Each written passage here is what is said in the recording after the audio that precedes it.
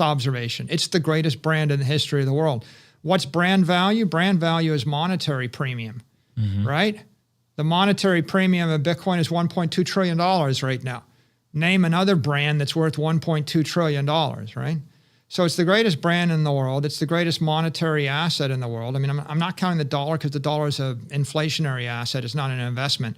If you pick an asset that you could reasonably expect to protect you against inflation, Bitcoin becomes the most popular one, other than just like random real estate, right? Yeah. Just owning land.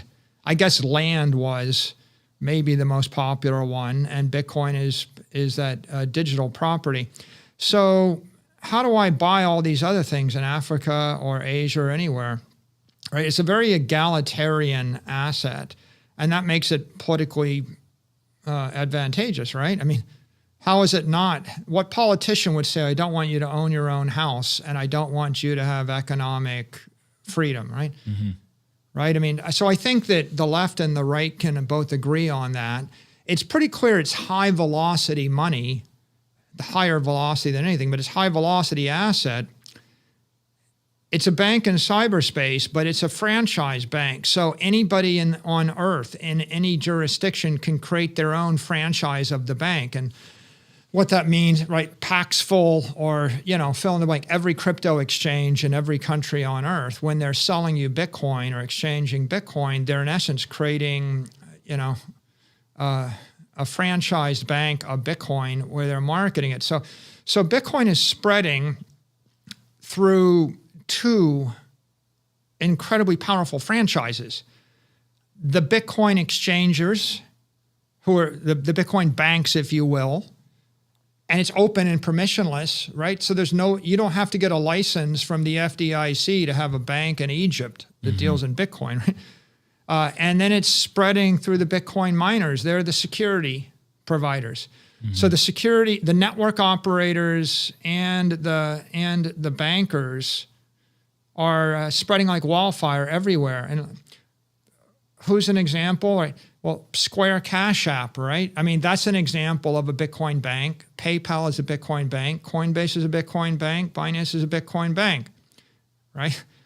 And when you look at Marathon and Riot and all these Bitcoin miners, they're the other side of the network. So I think that it's inevitable that more and more politicians begin to support the network. Not everyone will, but the game theory of it is such that the more hostile one regime is, the more lucrative it is for another regime, right? It was a benefit to the United States when China banned Bitcoin, right? Cracking down on Bitcoin mining was a gift handed to the West. And I've said it before, I think it's worth $1 trillion, right? And you can see it in the hash rate statistics. But at some point, Bitcoin mining is the most lucrative use of energy in the world. Oh, that's hands down. I think in the world, right? Very provable and very verifiable. In the world. And it's the best use of intermittent energy and the best use of sustainable energy. And so when you look at it that way, you're thinking, well, shouldn't we expect an avalanche more of political support? And the answer is yes. And why is it stable? It's stable because the Bitcoin miners and the Bitcoin holders are going to go wherever the politicians support them, and they're going to bring their capital and they're going to pay taxes, large sums of taxes. So the right way to think about Bitcoin is Bitcoin's creating an opportunity.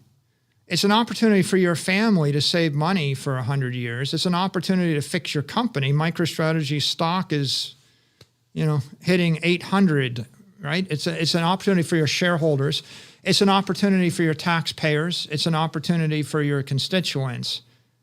It's an opportunity in the media business, right? I mean, nobody wants to talk about anything but Bitcoin. Everybody wants to talk about Bitcoin. It's an opportunity for Twitter. It's an opportunity for every mobile app.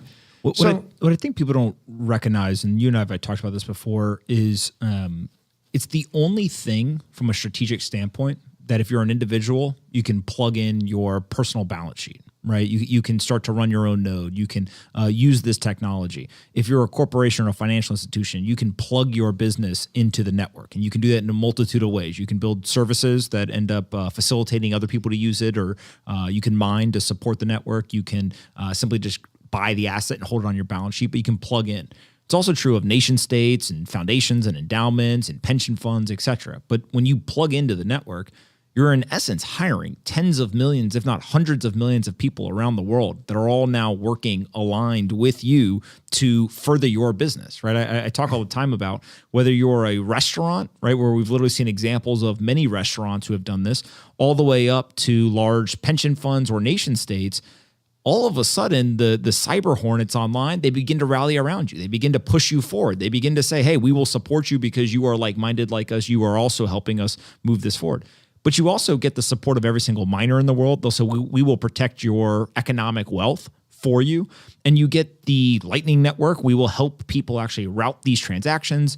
It's just a very unique